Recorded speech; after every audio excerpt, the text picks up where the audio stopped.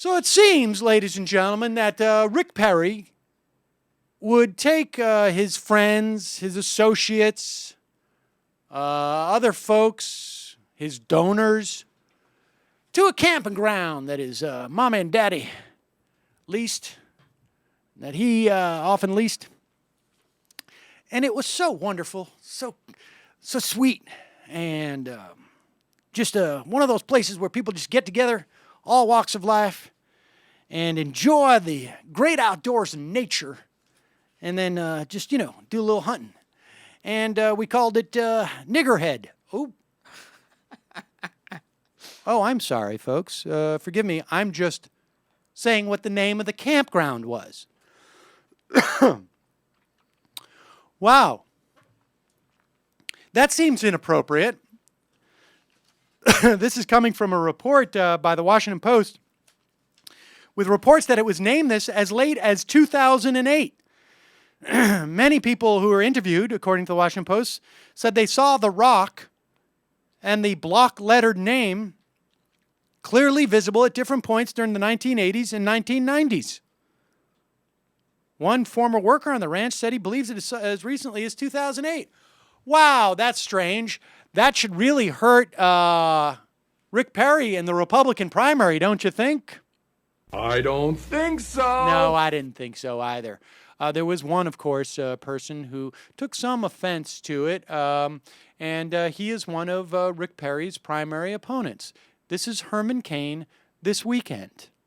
I want to ask you, there's a troubling story on the front page of the Washington Post today about Rick Perry, the governor of Texas, and it indicates that for years his family had a hunting camp in West Texas, and the name of it, written on a stone, and was N-Head, but obviously it wasn't just N-Head. Right.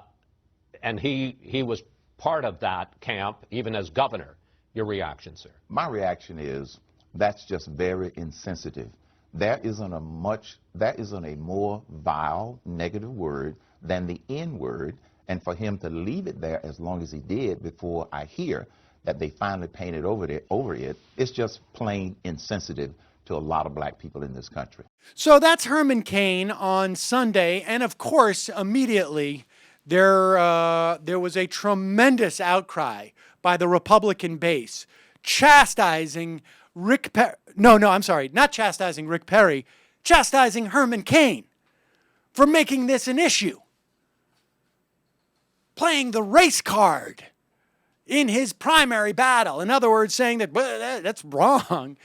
Well, of course Herman Cain is absolutely wrong, but Herman Cain is a man of principle, ladies and gentlemen, and he is not going to be cowed by just the Republican base. No, this is not a guy who gets down on his knees and begs at the altar of these racists. He's not that type of guy, is he? All I said was the mere fact that that word was there was insensitive. That's not playing the race card. I am not attacking Governor Perry. Some people in the media want to attack him. I'm done with that issue. Oh, okay. All right. Yeah, sorry. My bad. It doesn't say anything about somebody who has a camp, a hunting camp, and brings his friends and donors there called Niggerhead.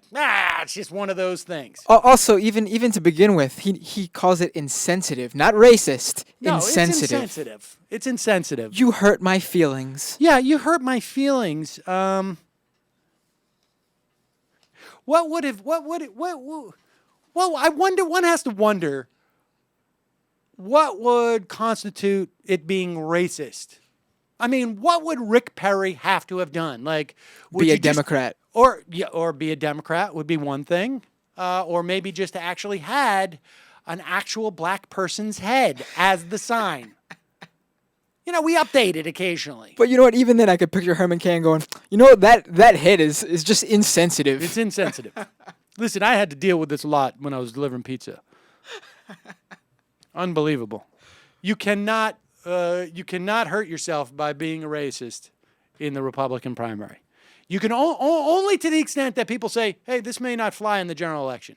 But the actual act of having a play, he got rid of it in 2008. That was almost years ago.